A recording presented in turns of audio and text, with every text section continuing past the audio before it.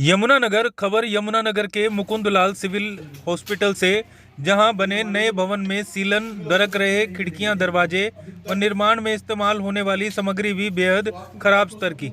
यमुनानगर की बढ़ती आबादी को देखते हुए जहां सरकार द्वारा मुकुंदलाल सिविल हॉस्पिटल के विस्तार हेतु नए भवन के निर्माण को मंजूरी दी गई, वही इसके लिए 70 करोड़ का भारी भरकम बजट भी निर्धारित हुआ, किंतु भवन के इस्तेमाल से पहले ही इसमें इस्तेमाल हुई निर्माण सामग्री व खराब कंस्ट्रक्शन को लेकर आवाजें उठना शुरू हो गई है।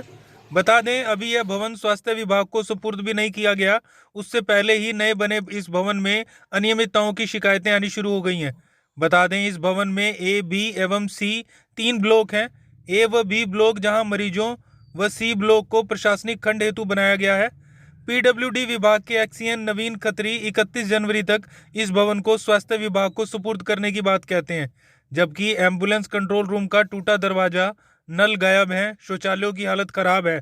शिकायतकर्ता आरटीआई एक्टिविस्ट राहुल भान ने बताया, हॉस्पिटल के नए बने भवन में ढेरों अनियमितताएं हैं।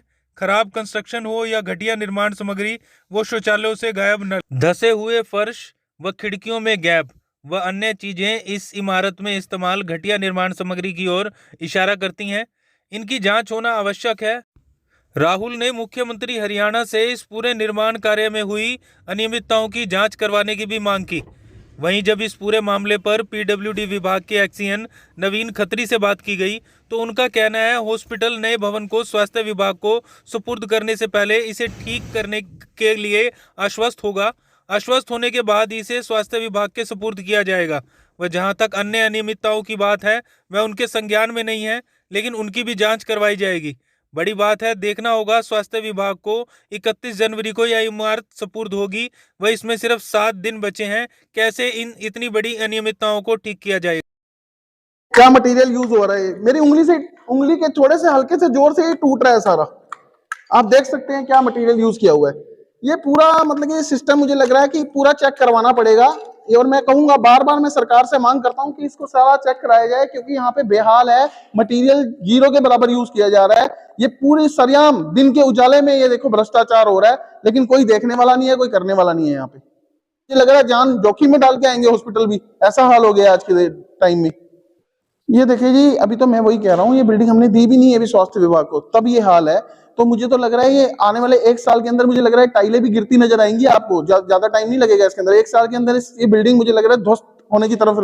फिर मुझे लग रहा है डिसमेंटल करके लोग फिर बनाएंगे, फिर भ्रष्टाचार करेंगे, फिर पैसा कमाएंगे। इनका यही काम है, नकली चीजें लगाओ, फिर पैसा कमाओ, फिर टूट जाएंगी, फिर पैसा लगाओ, फिर खाओ। यही चलता है और यही चलता आएगा। तो बार बार पवन जी, जो उनके हमारे पीडब्ल्यूडी के एक्शन साहब हैं, मैं उनसे भी दरखास्त करूंगा कि तुरंत इसके ऊपर कार्रवाई होनी चाहिए, और यहाँ पे जो भी अफसर यहाँ पे प्रेजेंट होने चाहिए कि काम के ऊपर, क्योंकि वो किस बात की तंखा ले रहे हैं, मैं पूछना चाहूंगा। तो सवाल खड़ा करता है। मैं तभी तो कहना चाहूंगा, मैं अगर इसके अंदर हमारे पीडब्ल्यूडी के एक्शन साहब, अगर जेई साहब भी इसके अंदर इन्वॉल्व है, तो मैं तो कहूंगा मंत्री साहब और हमारे सीएम साहब को इसके अंदर तुरंत कार्रवाई करनी चाहिए। और इस बात में जो भी पर्सन लिप्त पाए जाते हैं इस भ्रष्टाचार के अंदर, कड़ी से कड़ी कार्रवाई की मैं मांग करता हूँ। जो ये सिविल हॉस्पिटल्स में जो नई बिल्डिंग का निर्माण किया जा रहा है ब्लॉक का, तो उसमें काफ़ी कंस्ट्रक्शन में अनियमितताएं आ रही हैं। शिकायतकर्ता का कहना है कि जो विंडोज़ हैं उनमें गैप है, और जो कंस्ट्रक्शन है उसमें भी काफ़ी ख़राब मटेरियल का प्रयोग किया गया है। देखिए, ऐसा कुछ नहीं है। हमारे साथ डीसी साहब ने, प्रशासन ने, सीएमओ ने, सभी ने विजिट किया है। जैसा कि यह हमारा काम चल रहा है, जहाँ जहाँ एक आधी कमी है, बहुत बड़ी बिल्डिंग है, 3 ब्लॉक बने हैं, शहर का सबसे बड़ा हॉस्पिटल है। इतना बड़ा तो शायद आसपास कोई प्राइवेट हॉस्पिटल भी नहीं है। तो इसमें जो जो कमियां हैं, हैंडओवर से पहले उनको दुरुस्त करा दिया जाए। और कहा जा रहा है कि इसका जो बजट है वो 70 करोड़ से बढ़ाकर 120 करोड़ कर दिया गया है। इसमें कहाँ तक सच्चाई है? ना, ये बात सरासर झूठ है। इसका बजट 70 करोड़ रुपये ही था, और उसी में हमारा अस्पताल तैयार हुआ है। हमारी तरफ से कोई बजट नहीं। हमारे विभाग द्वारा देखो, बहुत बड़ी बिल्डिंग है, बहुत टॉयलेट है। हमारा अगर एडमिन ब्लॉक की बात करें, वो भी बिना हैंडओवर करके, कोविड का टाइम था, हमारा काम कंप्लीट नहीं हुआ था, ना उसमें इलेक्ट्रिकल वालों का काम पूरा हुआ था, तो इमरजेंसी में उन्हें लेना पड़ा था, तो उसमें भी काम पेंडिंग है। बाकी ब्लॉक हम कोशिश कर रहे हैं, हम 1 महीने के अंदर हम प्रशासन इसको जिला यमुनानगर को ये हॉस्पिटल सौंप दें। उसमें कुछ इलेक्ट्रिकल का इश्यूज़ है, लोड बढ़ाना है, काफ़ी चीज़ें हैं, वो सीएमओ साहब भी अपने लेवल पे कर रहे हैं। जब तक लोड नहीं बढ़ेगा, बिल्डिंग नहीं चल सकती। बहुत बड़ी बिल्डिंग है। सीलन जो है, कई बाथरूमों में इशू आया, जो बाथरूम ऑलरेडी ऑक्यूपाइड है उनके पास। हमारे पास जो नई बिल्डिंग बनाई है, उसमें भी कुछ पार्ट आपने देखा उन्होंने ऑक्यूपाई कर लिया बिना लिए।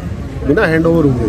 तो जो वो यूज़ कर रहे हैं, कई जगह हमारे पास बाथरूमों में आई है प्रॉब्लम, जो सैनिटरी पैड है या उनकी पट्टी है या कुछ है, वो वहाँ पर डस्टबिन ना होने की वजह से कई लोग उसी के अंदर फ्लश कर देते हैं, जिससे कि ब्लॉकेज होती है। सर, अगर और पाइप में ब्लॉकेज होगी तो कहीं ना कहीं वो ज़रूर रिसाव करें। की बात करें, वहाँ पे एक्सपेंशन जॉइंट है, उसका ट्रीटमेंट जो होगा वो हम बिल्डिंग हैंड ओवर करने से पहले प्रॉपर उसमें बिल्डिंग में जो भी कंक्रीट की बिल्डिंग होती है उसमें एक्सपेंशन जॉइंट दिया जाता है। सर, दीवारों से जो मसाला है सीमेंट का, वो पाउडर की तरह झड़ रहा है, वो कैसे ठीक होगा? अगली लगाने पे भी चढ़ रहा है। ऐसा हमारे कोई संज्ञान में नहीं आया है। कोई आएगा तो उसको भी हम दुरुस्त करा करके, बिल्डिंग हैंड ओवर करने से पहले सीएमओ के स्टाफ को सारी चेकिंग कराई जाएगी।